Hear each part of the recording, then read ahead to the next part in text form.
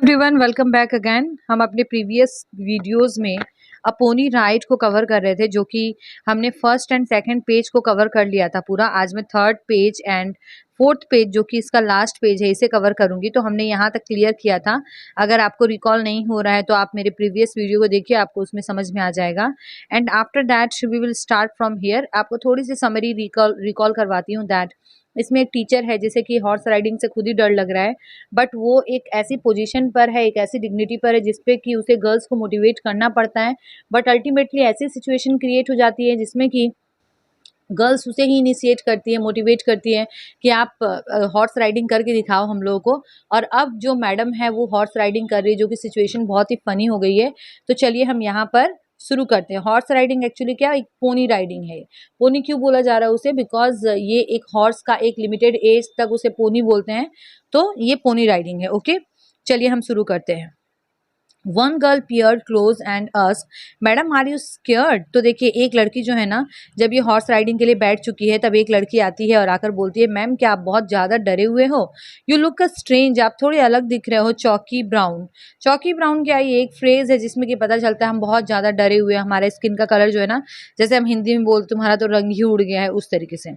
That's just my natural colour child. तो ये देखिए अब क्या कर सकती है मैडम, यही बोल सकती है कि ये तो मेरा नेचुरल कलर है। आई विस्पर्ड, विस्पर्ड मतलब क्या होता है कि धीरे धीरे भुनभुनाना। Smiling and vainly and trying to hide the trembling of my lips. Vainly means that आप बहुत ज़्यादा थक चुके हो, इस तरीके से वो विस्पर करती है, स्माइल करती है, और उसके बाद कोशिश करती है कि उसके होठ जो है ना डर के मारे कांपे नहीं। The keeper added in a reassuring tone. तो जो कीपर था वो क्या करता है, रीअश्योरिंग टोन, लाइक आपको भरोसा दिलाते हुए, वापस से भरोसा दिलाते हुए बोलता है कि मैडम मैं अच्छे से होल्ड करके रखूंगा रेंस को, इट मीन्स जो लगाम होती है उसको, और मैं आपके साथ साथ जो दौड़ूंगा, तो आपको चिंता करने वाली कोई बात नहीं है। मूव अवे गर्ल्स, और गर्ल्स को बोलता है मूव अवे। और देखिए इनका जो एक तरीका होता है, हु हुआ हुआ ऐसे जो ये लोग बोलते हैं, और उसके बाद वो पोनी के स्लैप करता है, मतलब ऐसे पोनी की पीठ थपथपाता है, और उसके बाद वो जो पोनी था ना वो अचानक से नैप मीन्स क्या होता है, नींद से जग जाता है, बिकॉज वो एक जानवर है और वो समझ लो कि सो रहा था, और उसे जब जगाया जाता है तो उसे बहुत गुस्सा आता है, और वो अचानक से एक लीप लेता है। स्टार्टल्ड मीन्स अचानक, लीप मतलब एक जंप करना, जो कि गैलोप वे में होता है। गैलोप मतलब क्या, स्किपिंग करना। आई मतलब एक जगह से सीधे दूसरी जगह उछलता है एक बार में। I held on to the reins for the dear life and closed my eyes. I was dimly aware of joyful yells, shouts, and delighted applause coming as if from a great distance, but was completely preoccupied with keeping my balance and staying on the pony. अब देखिए speaker का क्या कहना है यहाँ पर।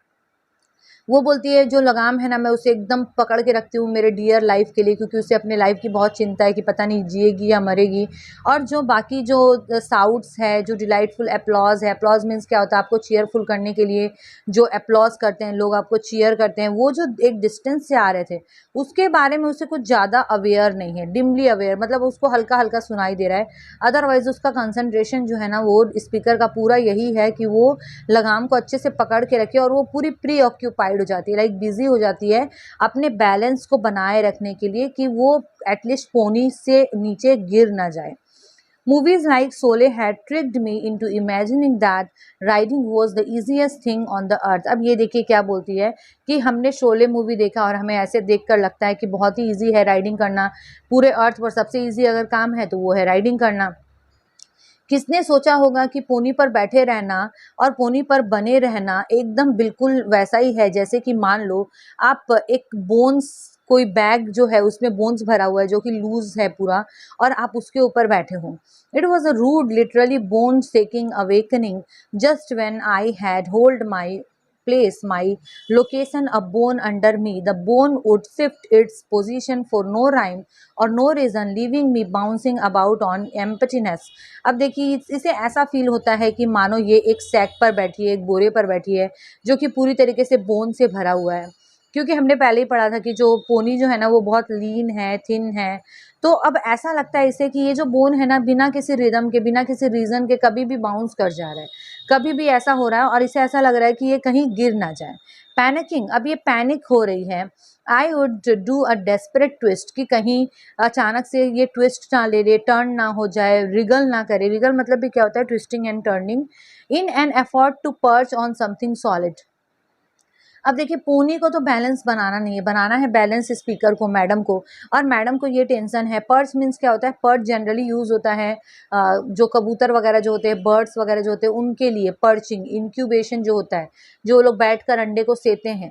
यहाँ पर क्या हो रहा है कि ये जो है इस पर बने रहने के लिए इतना कोशिश कर रही है और सोच रही है कहीं मैं ट्विस्ट ना कर जाऊं, मैं टर्न ना कर जाऊं और मैं कहीं रिगल ना कर जाऊं। ओके, रिगल वगैरह का मीनिंग मैंने आपको पहले ही बताया।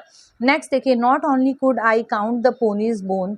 अब ये क्या बोल रही है, मैं ऐसा नहीं है कि मैं पोनी के बोन्स को ही नहीं काउंट कर पा रही हूँ, बोन्स तो काउंट कर ही पा रही हूँ, इसके अलावा मैं अपने भी बोन्स के बारे में पूरी तरीके से अवेयर हो जा रही हूँ। Toast this way and that, कभी इधर मैं उछल रही हूँ, कभी उधर उछल रही हूँ। आई रेस्ड अलॉन्ग लाइक जॉन गिल्पिन। और यहाँ पर देखिए जॉन गिल्पिन का डिस्क्रिप्शन दिया हुआ है। जॉन गिल्पिन एक्चुअली एक कैरेक्टर है। यहाँ पे देखिए, यहाँ नीचे डिस्क्रिप्शन भी दिया हुआ है। जॉन गिल्पिन एक कॉमिक कैरेक्टर है विलियम कॉपर का, जो कि एक स्टोरी है ये वाली। और उसमें क्या होता है, इस पोएम में ये बताया जाता है कि गिल्पिन और उसकी वाइफ जो है ना एक दूसरे से सेपरेट हो जाते हैं एक जर्नी के दौरान, और वो अपना कंट्रोल खो देता है, जो कि वो हॉर्स पर कैरी कर रहा था खुद को। And this carry 10 miles away to the town of the Ware. और उसके बाद वो 10 माइल्स अवे तक चला जाता है। तो सेम सिचुएशन यहाँ पर स्पीकर की भी है, और वो अपने आप को कंपेयर करती है जॉन गिल्पिन से। When I finally became close to the source of the cheers.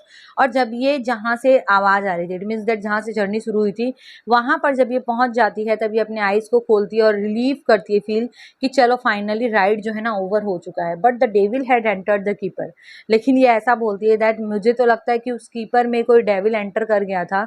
और वो क्या करता है, वो मोर स्लैप्स देता है। इट मीन्स दैट उसको रुकने ही नहीं देता है पोनी को, और उसके बाद उसके टंग को भी खींचता है और मोर ऐसे वर्ड्स निकालता है, वाह वाह ऐसे जो हम लोग बोलते हैं।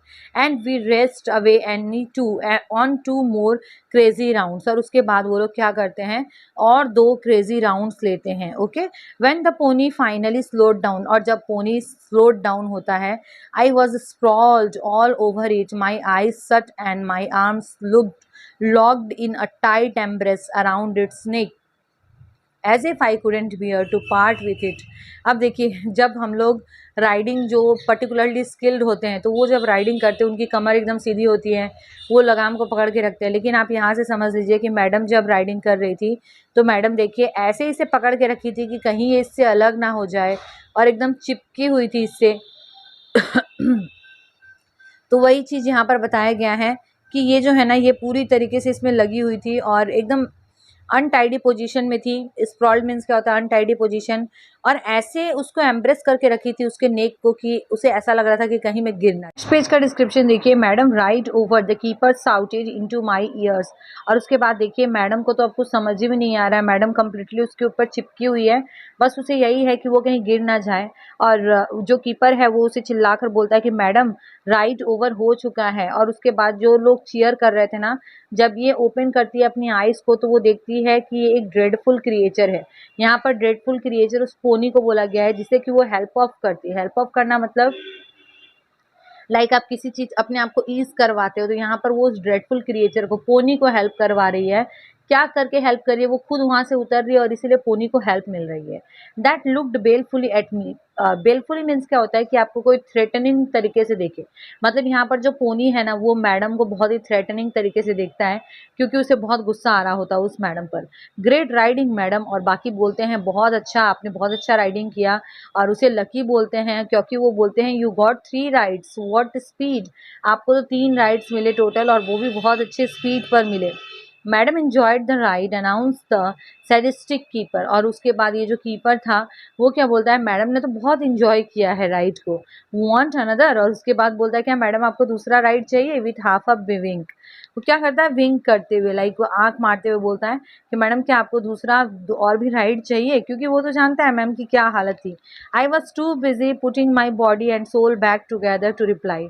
और मैडम बोलती है कि मैं तो इतनी ज़्यादा, मेरी हालत ख़राब थी कि मैं बस अपने आप को संजो रही थी कि मेरी बॉडी, मेरे सोल, सब कुछ जो है ना पहले वाले कंडीशन में प्रॉपर तरीके से आ जाए। तो ये दिस वाज द स्टोरी। और मुझे बहुत ही अच्छी लगी स्टोरी।